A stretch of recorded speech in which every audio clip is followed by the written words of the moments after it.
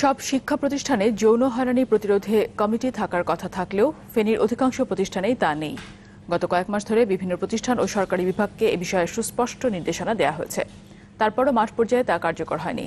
ফেনী থেকে আরও জানাচ্ছেন জিএম মোস্তাফিজুল আলম, আর ছবি তুলেছেন তুষার লস্কর, সাথে ছিলেন প্রতিনিধি দিলদার হোসেন।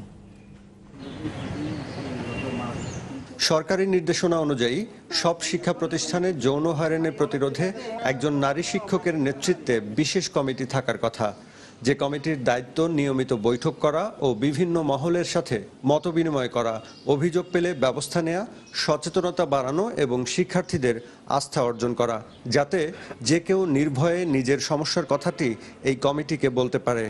ম্যাডাম যারা আছে, আমাদের টিচার, ওনাদের সামনে এগুলো কমিটি আছে, আমরা এগুলো আবার ওই যে মাঝে মাঝে আমরা ছাত্রছাত্রীদেরকে নিয়ে কাউন্সিলিং করি।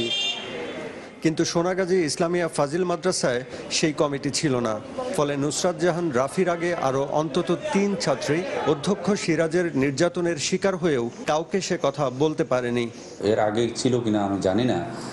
আমি দীর্ঘ 6 মাসের ভিতরে এই ধরনের একটা কমিটি বা এই ধরনের একটা কমিটি আছে বলি বা হয়েছে বলি আমার মনে হয় না। খোঁজ নিয়ে জানা যায়, যৌন হয়রানি প্রতিরোধে যে কমিটি থাকার কথা ফেনীর অধিকাংশ শিক্ষা প্রতিষ্ঠানে তা নেই। কোথাও কোথাও থাকলেও কার্যক্রম নেই। যদিও থাকে, কাগজ কলমে আছে, বাস্তবতার সাথে কোনো মিল নেই। সবাই যদি একসাথে কাজ করে, আমার মনে হয় এটা সবই সম্ভব। আসা যাওয়ার পথে মাঝে মধ্যে ছেলেপেলে মাঝে মধ্যে 2-1টা মেয়েকে ডিস্টার্ব করতে চায় তারা, কিন্তু সেটা আমরা যে মেম্বাররা স্থানীয় পুলিশ প্রশাসনের মাধ্যমে ওটার সাথে সাথে আমরা হ্যান্ডেল করি। যৌন হয়রানি পরিস্থিতি পর্যালোচনায় জেলা পরিষদে প্রতি মাসের প্রথম সপ্তাহে মিট দ্য পিপল শিরোনামে একটি বৈঠক হয়। ফেব্রুয়ারি মাসের কার্যবিবরণীতে দেখা যায়, এই অপরাধ প্রতিরোধে শিক্ষা প্রতিষ্ঠানে এ সংক্রান্ত কমিটিগুলো সচল করার নির্দেশ দেওয়া হয়, কিন্তু তা বাস্তবায়ন হয়নি।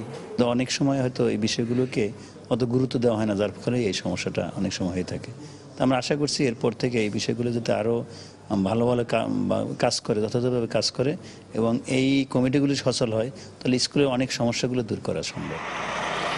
ফেনী জেলায় গত 9 মাসে ধর্ষণ মামলা হয়েছে অন্তত 13টি। প্রায় সবগুলো ঘটনাই ঘটেছে শিক্ষক, শিক্ষার্থী ও শিক্ষা প্রতিষ্ঠান কেন্দ্রিক। স্থানীয় পত্রিকা ও বেসরকারি তথ্য ঘেঁটে দেখা যায়, ধর্ষণ চেষ্টা বা অন্যান্যভাবে যৌন নির্যাতনের সংখ্যা অনেক বেশি, যার অধিকাংশই স্থানীয়ভাবে মীমাংসা করা হয়। শিক্ষকের কাছে এখন শিক্ষার্থীদের সবচেয়ে বেশি নিরাপদ, কারণ ওনার মন মানসিকতা যদি খুব খারাপ পর্যায়ে চলে যায়, উনি যদি নৈতিকভাবে ভালো না থাকেন, তাহলে শিক্ষার্থী কীভাবে নৈতিকতা শিখবে। GM Mostafizul Alam, channel 24, Feni.